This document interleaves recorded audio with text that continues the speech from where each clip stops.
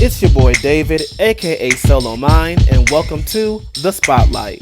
This is where we highlight some of the best African American entertainers in the business, learn about their stories, and even take away lessons from their journeys.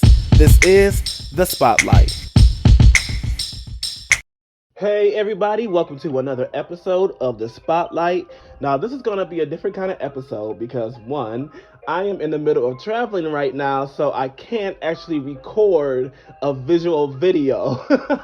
So you're just going to get the audio right now, but listen, it's still going to be good. And two, I really want to get into the impact and the storylines of the movies Coming to America and Coming to America 2. As we all know, Coming to America was just released on Amazon Prime. This has been a sequel that has been in the making for over 30 years, as the original movie came out in 1988, which happens to be the year that I was born, but that's besides the point. Coming to America is actually my favorite movie. Second comes The Wiz, but Coming to America is my favorite movie because it was just the Eddie Murphy and his brilliance, and Arsenio Hall and his brilliance, and just the costuming and the choreography by Paula Abdul, and just the way that John Landis directed that movie. It's just all things coming together made Coming to America such a good movie. It was raw, it was in your face, it was gritty, and it was real. It really just depicted real life people and real life situations and how an outsider would kind of view us, you know what I'm saying? So it was really good. I love the comedy. I love the characters. We all fell in love with the many characters in Coming to America. We cannot forget about the barbershop characters. Those characters, everyone knows them.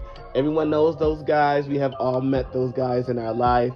And they just told it like it was. They had no filter. Nobody was being politically correct like we are now. And they just told it like it was. It was a safe haven. Anything goes. We had Mr. Randy Watson, who was a local celebrity that nobody liked. Nobody liked except one person. But you couldn't tell Randy Watson nothing. He knew that he was a superstar. He has performed on TV shows like That's My Mama and other things like that. There was the pastor who was kind of a sex-crazed pastor, and he kind of mixed in scripture with his own ideology too.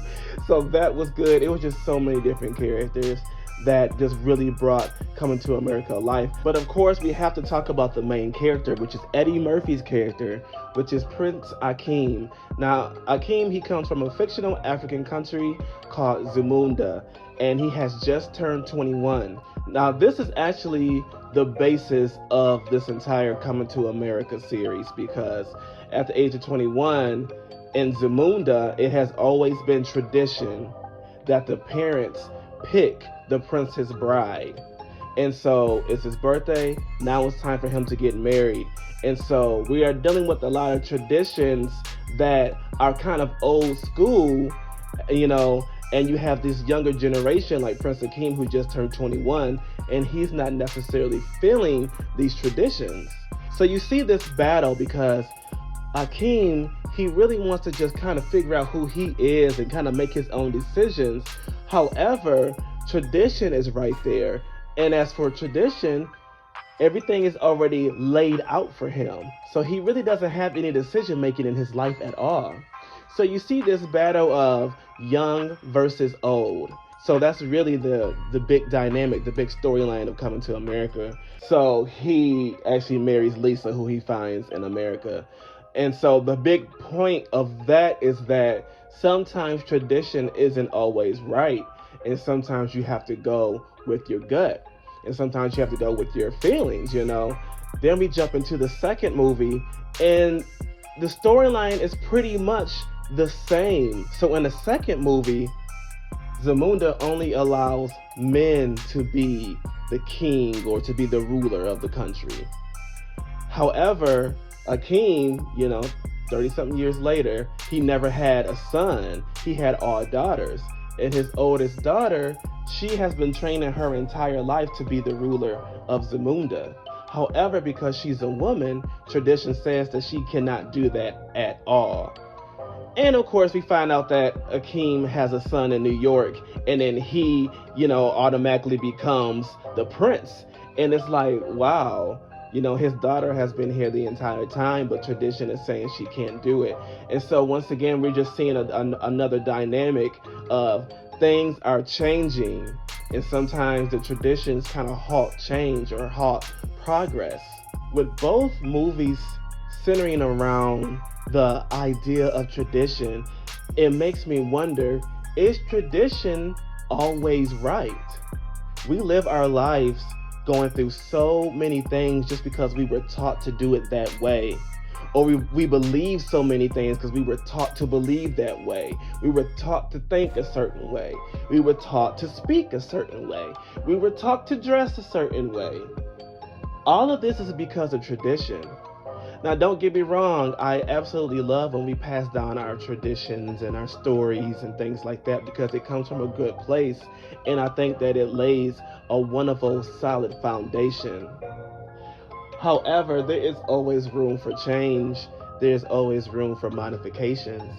And I think that, like Coming to America 1 and 2, progress is good. And sometimes it's good to just kind of create a new tradition or just build off of another one.